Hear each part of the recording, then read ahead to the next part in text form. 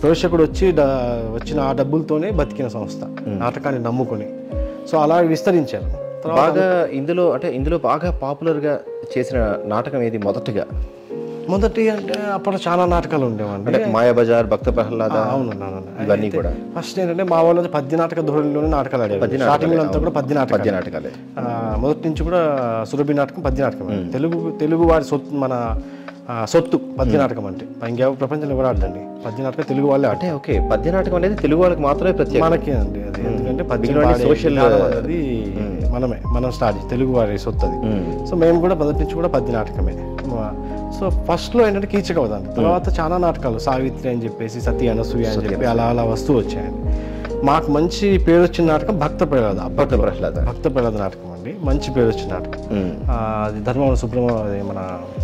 ధర్మవరం రామకృష్ణమాచార్యులు గారు రాసింది అది. అదే నాటకాన్ని సినిమాగా తీశారు.